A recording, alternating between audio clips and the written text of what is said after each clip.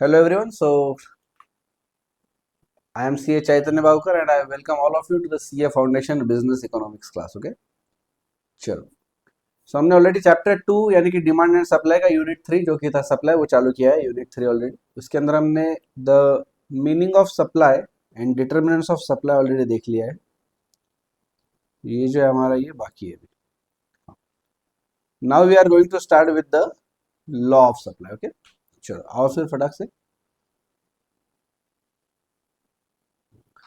Notes वगैरह चालू कर दो अपने. रजिस्टर वगैरह लो, पेन पेपर बी रेडी. चलो द लॉ ऑफ सप्लाई. तो जैसे हमने लॉ ऑफ डिमांड देखा था, क्या देखा था हमने लॉ ऑफ डिमांड के अंदर? हमने देखा था कि वहां पे प्राइस और डिमांड के अंदर कुछ रिलेशन देखा था हमने, बराबर.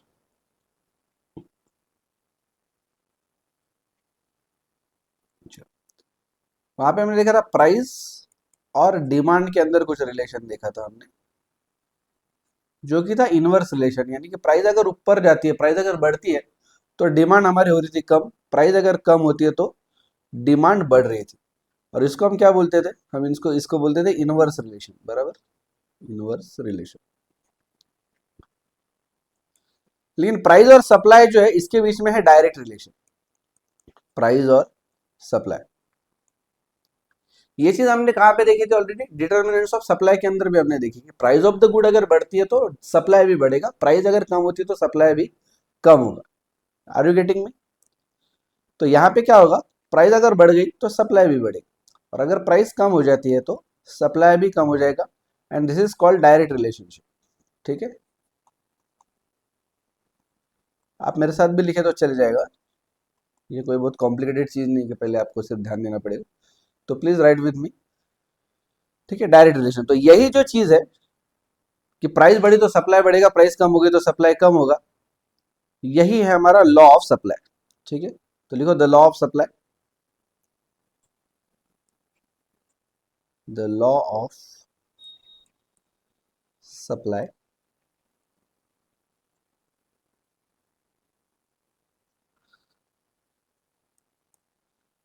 इफ, एक सेकेंड, इफ नहीं, स्टार्ट करेंगे other things being constant. Other things being constant यानी कि सेटरिस पेरिबस हमारा other things being constant, if the price of any good, the price of any good rises, then supply of the good rises, increases करते हैं यहाँ पे. supply of the good increases and वैसे वर्षा. वैसे वर्षा मतलब उल्टा, अगर प्राइस गिर गई तो सप्लाई भी गिर जाएगा. तो ये डायरेक्ट रिलेशन है. प्राइस बढ़ गई तो सप्लाई बढ़ेगा, प्राइस कम हो गई तो सप्लाई कम हो जाएगा. राइट, इसमें अंदर कुछ ज्यादा एक्सप्लेन करने वाला पार्ट है नहीं कुछ. सिर्फ यहाँ पे एक चीज ध्यान में रखनी पड़ेगी अपने को कि यहाँ पे एक एजम्पशन है जो कि है अदर थिंग्स बीइंग कांस्टेंट. बाकी की जो चीजें हैं, बाकी की जो फैक्टर्स, बाकी के डिटर्मिनेंट्स वो कांस्टेंट है. क्या डिटर्मिनेंट्स थे बाकी के? हमने जैसे देखा था प्राइस ऑफ द गुड, ये छोड़ के और भी कुछ डिटर्मिनेंट थे, जैसे कि प्राइस ऑफ अदर गुड्स यानी कि रिलेटेड गुड्स था, टेक्नोलॉजी था, गवर्नमेंट की पॉलिसीज थी, फिर cost of factors of production था. ये सारे जो फैक्टर्स है, प्राइस ऑफ द गुड छोड़ के बाकी जो सारे फैक्टर्स है वो रहेंगे हमारे कांस्टेंट. जो भी चेंज आएगा वो कहाँ पे आएगा? सिर्फ प्राइस ऑफ द गुड के अंदर, और तभी ये लॉ वर्क करेगा. Getting me? चलो, तो आसान शब्दों में लिख लो नीचे.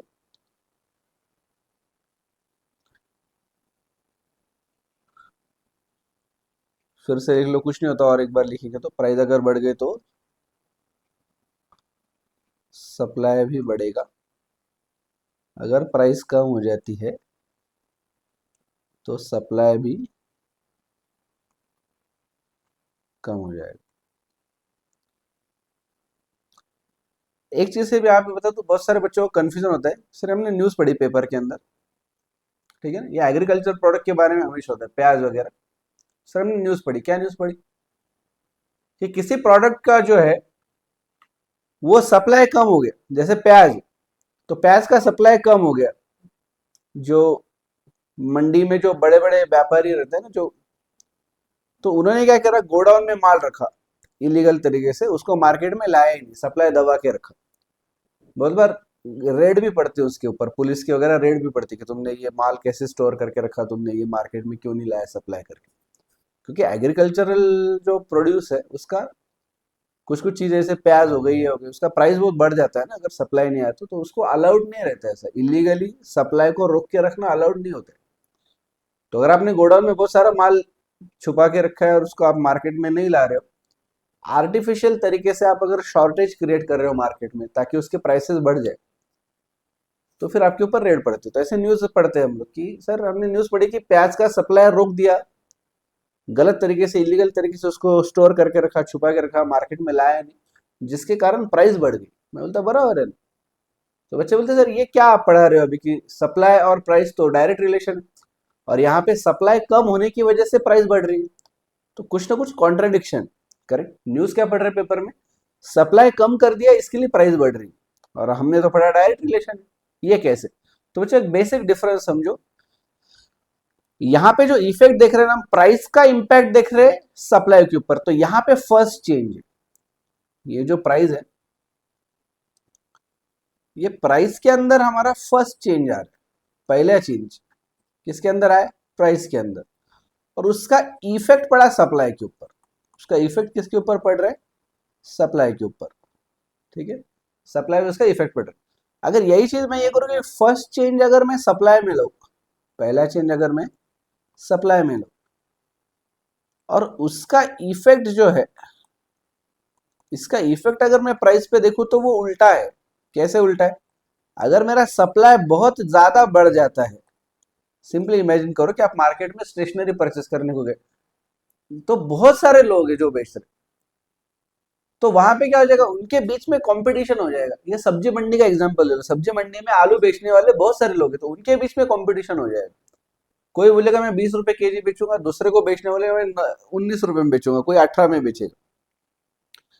तो अगर सप्लाई बहुत बढ़ गया ना तो प्राइसेस गिर जाते हैं, क्योंकि मार्केट में बहुत अवेलेबिलिटी ज्यादा है।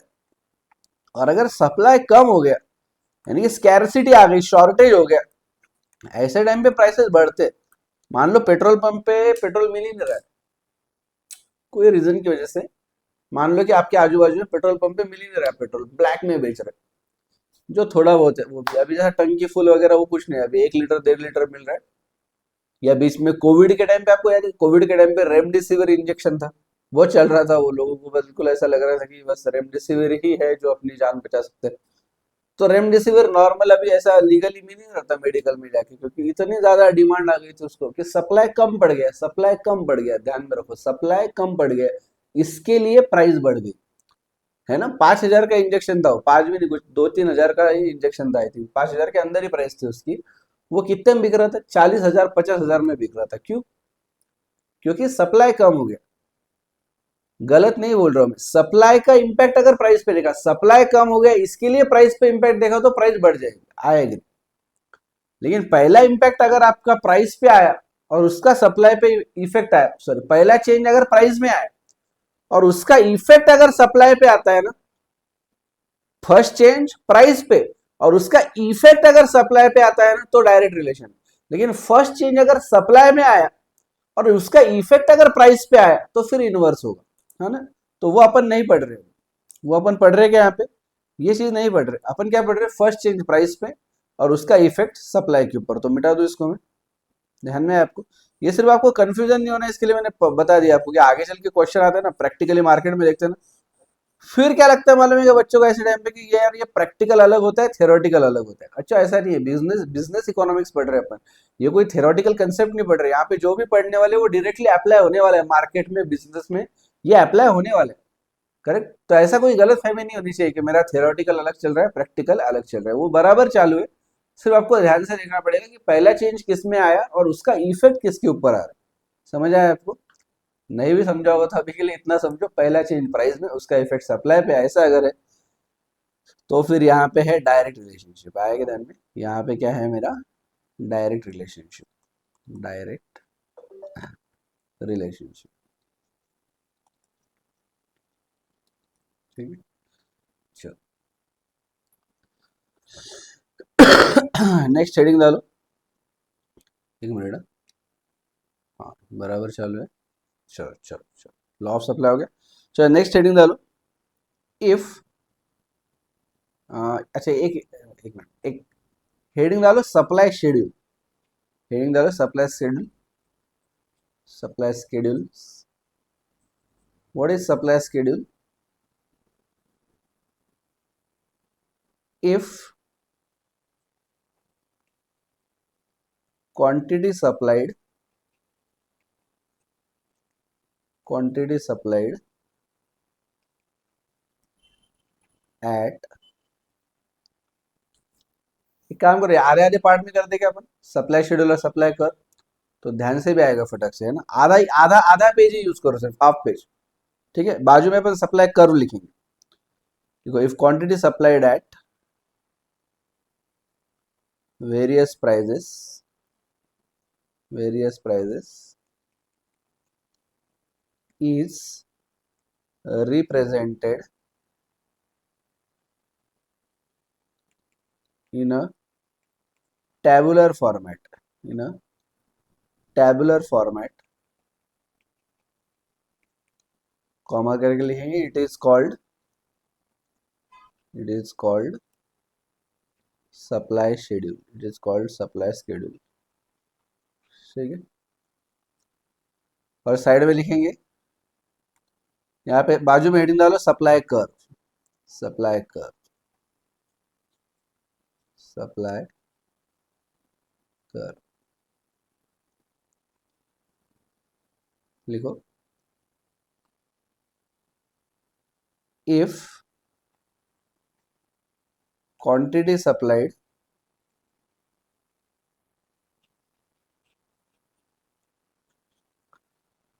at various prices is represented, अच्छा लिखो, represented on a graph, represented on a graph, it is called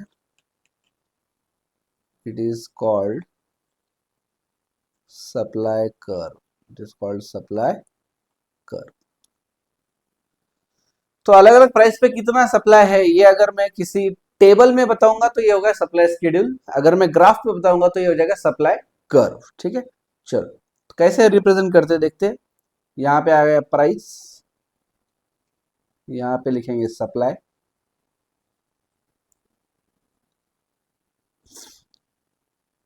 ठीक है, प्राइस लिखेंगे 100, 200, 300, 400, 500, 600।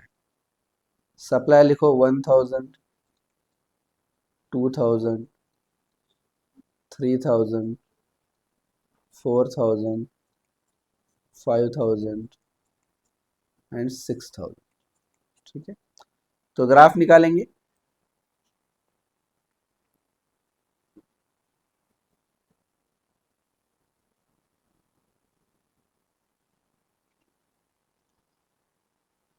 ठीक, ये आ गया एक्स एक्सिस, ये आ गया हमारा वाई एक्सिस, वाई एक्सिस। यहाँ पे क्या आता है सप्लाई,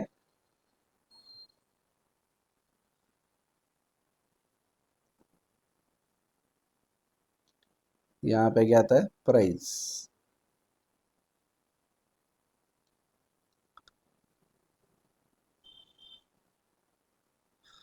ठीक है, प्राइस, प्राइसेस क्या क्या है 100,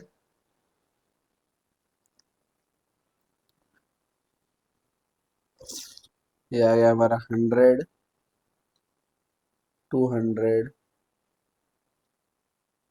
300, 400, 500, 600 और 700। ठीक है, सप्लाई लिखो एक्स एक्सिस पे 1000, 2000, 3000, 4000, 5000। एक मिनट, थोड़ी जगह छोड़ के करते हैं, बहुत ही कम इसमें हो गया ये। एक सेकंड।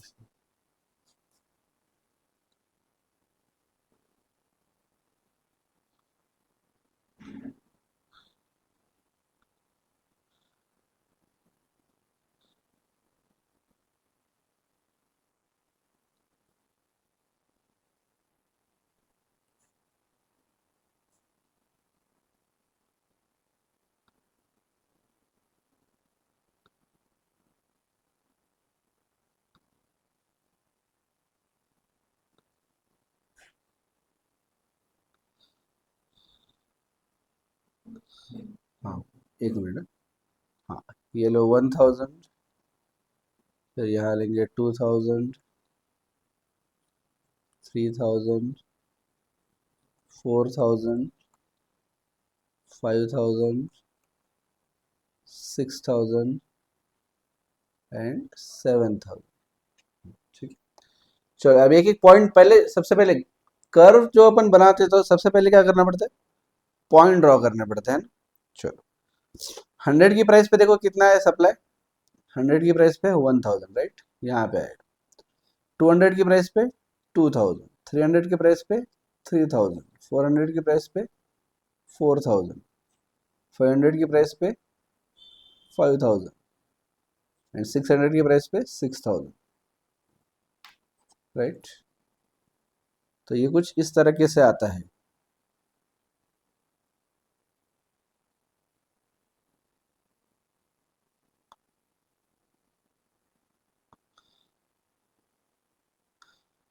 राइट। चलो, so this is called supply curve, this is called supply schedule. Okay, चलो ये बना दो फटाफट।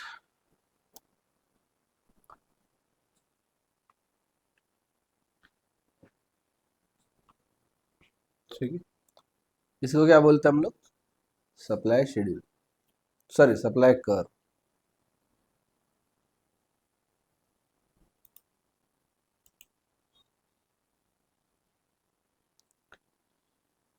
इसका क्या नाम है, सप्लाई कर्व।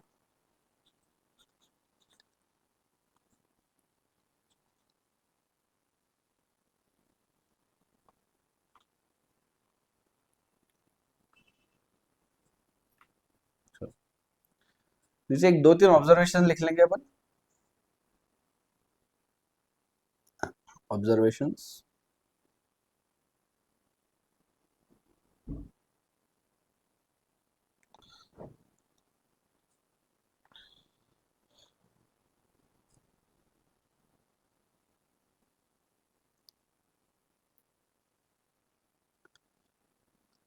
ऑब्जर्वेशंस अबाउट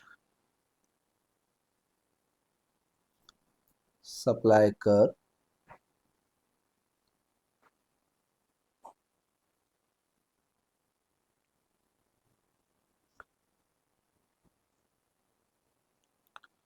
देखो first,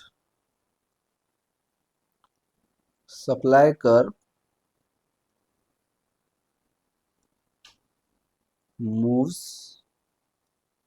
upward towards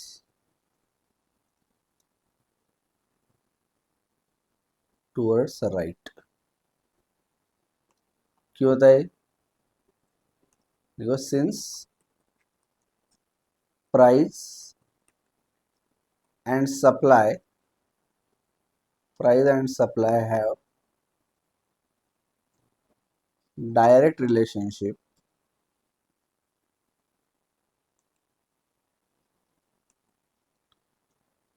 if price increases, if price increases, supply also gets increased, also gets increased। ठीक है, इसके अंदर देखो a, price increase, price increase means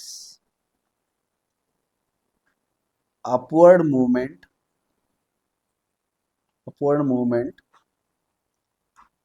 on y axis. B, supply increase means rightward movement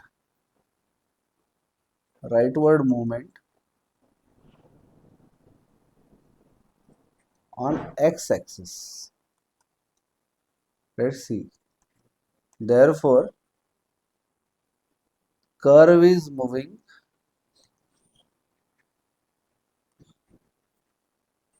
rightward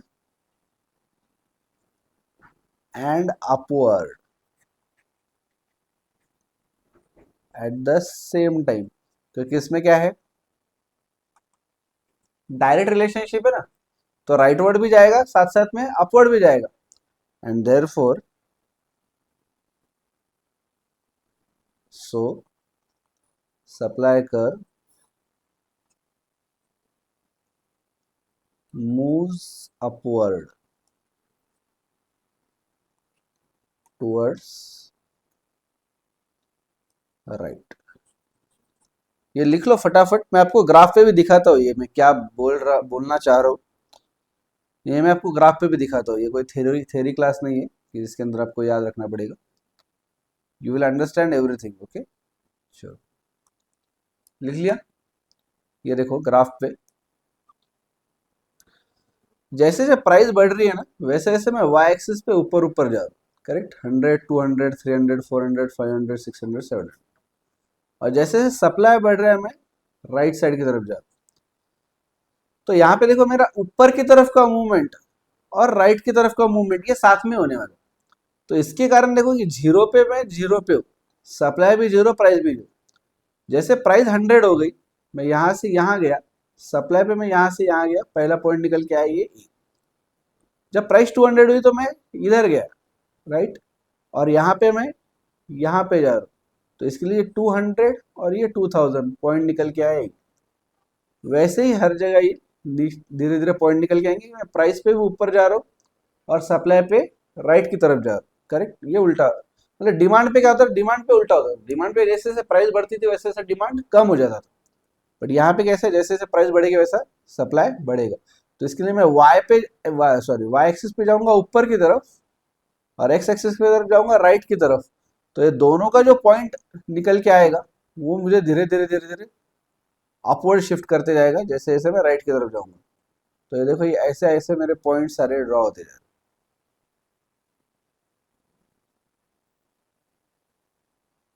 बराबर. तो इसके लिए मेरा कर्व जो है वो it is moving rightward, it is moving upward towards right. Correct. चलो, ये क्या है ये?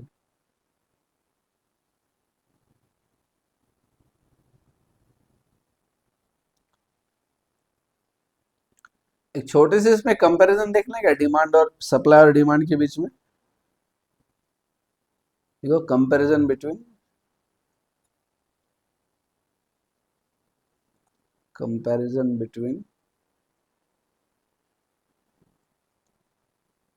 डिमांड कर्व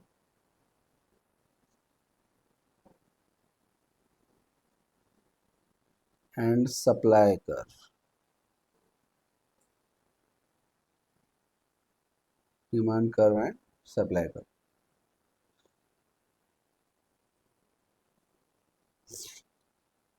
तो ये अगर मेरा वाई एक्सिस है और ये मेरा एक्स एक्सिस अगर है, तो मेरा डिमांड कर्व ये ऐसे बनता है.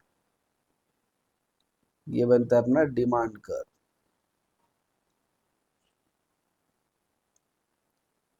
और सप्लाई कर्व भी ऐसे बनता है. ये है अपना सप्लाई कर्व. बराबर. और ये दोनों का जो इंटरसेक्शन पॉइंट होता है ना, ये यही हमारा होता है प्राइस. ये हमारा होता है प्राइस, बट वो अपन देखेंगे आगे. इक्विलिब्रियम प्राइस करके इसी इसी के अंदर, सप्लाई के अंदर ही लास्ट में है ना अपना इक्विलिब्रियम प्राइस, वहां पे ये पॉइंट देखेंगे. ये सब एक कंपैरिजन के लिए सप्लाई कर्व कैसे जाता है, डिमांड कर्व वो लिख लो यहाँ पे. ठीक है, मैं एक्सप्लेन नहीं करूंगा कुछ कि प्राइस यही क्यों आई, वो अपन देख लेंगे बाद में, ठीक है। चलो, मॉडल देखना है अभी।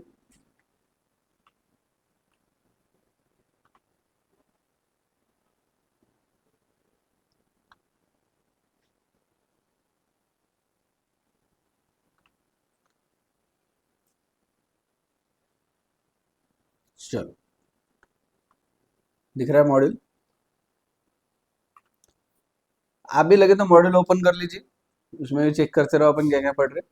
देखो, in general producers are prepare to sell their product for a price if that price is at least as high as the cost to produce an additional unit of the product.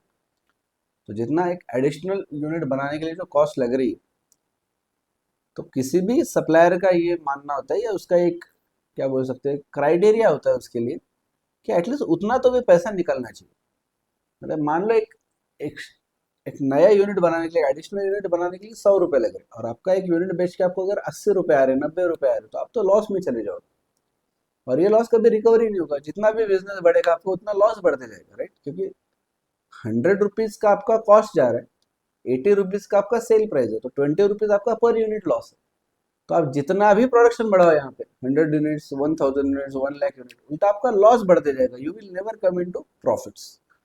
तो इसके लिए क्या मानना होता है इनका, कि producers are prepare to sell their product for a price, ऐसे प्राइस चाहिए उनको if that price is at least as high as the cost to produce an additional unit of the product, कि एक एडिशनल यूनिट बनाने के लिए जितना cost लग रहा है एटलीस्ट उतना तो भी उसका प्राइस होना चाहिए। therefore the willingness to supply depends on the price at which the good can be sold as well as the cost of production for an additional unit of the good. The greater the difference between these two values, the greater is the willingness of producers to supply the good. तो sale price और cost दोनों में जितना difference ज्यादा उतना profit ज्यादा, और जितना प्रॉफिट ज्यादा उतना विलिंगनेस ज्यादा, कि हाँ उसको लगेगा कि मैं ज्यादा बेचूं माल। Getting me? क्योंकि कोई भी बिजनेस का मोटिव क्या है, कि मुझे प्रॉफिट कमाना है। प्रॉफिट कहां से आ रहा है? Price minus cost, right? Price minus cost करके प्रॉफिट आ रहा है। तो अभी मेरे केस में क्या होगा, अगर मुझे ज्यादा प्रॉफिट कमाना है तो एक तो मुझे क्या करना पड़ेगा, प्राइस बढ़ानी पड़ेगी, या तो फिर कॉस्ट कम करनी पड़ेगी। कॉस्ट कम करना कई बार ना इसके हाथ में नहीं होता है बिजनेसमैन के, क्योंकि कॉस्ट किस पे डिपेंड है, किसी और का जो प्रोडक्ट मैं बाय कर रहा हूँ उसके ऊपर मेरी कॉस्ट डिपेंड है। उसके लिए मुझे चीजें उनको पर पेमेंट करना है, वो पेमेंट के ऊपर मेरी कॉस्ट डिपेंडेंट है। अब वो मैं कॉस्ट कैसे कम करूंगा, मुझे उनसे बार्गेनिंग नेगोशिएशन में एक लेवल तक करूंगा। 100 की चीज भाई मुझे 99 में दे दो, 98 में दे दो, मैं बल्क परचेस करूंगा 95 में दे दो, बट सडनली 50-55 में तो ला ही नहीं सकता ना मैं।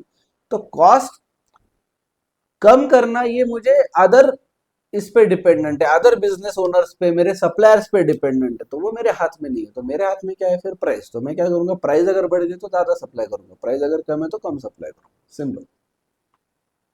ठीक है, चलो। Supply refers to the relationship of quantity supplied of a good with one or more related variables which have an influence on the supply of the good.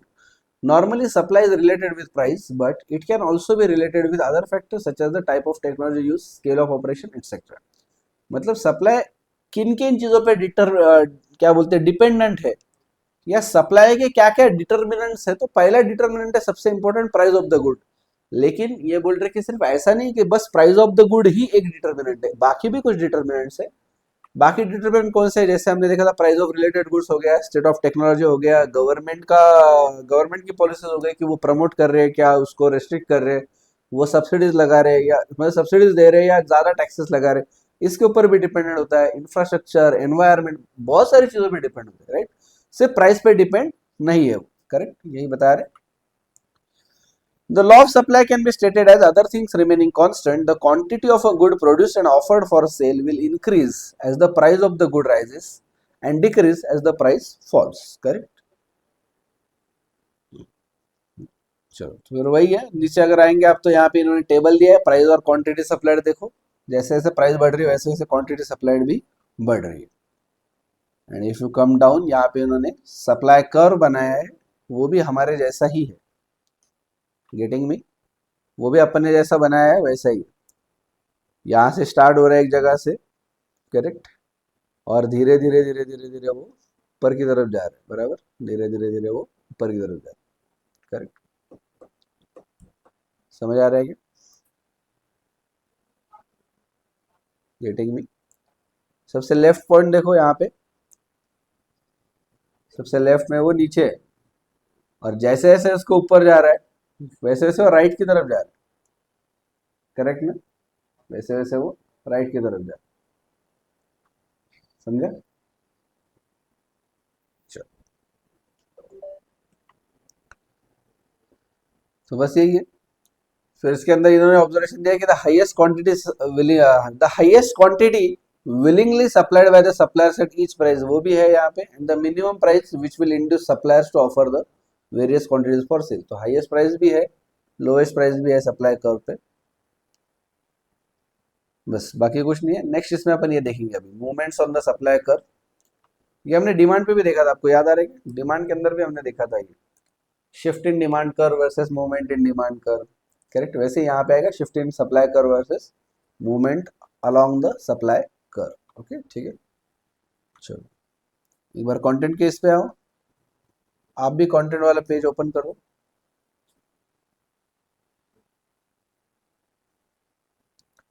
ठीक है, ये आ गए हमारे नोट्स,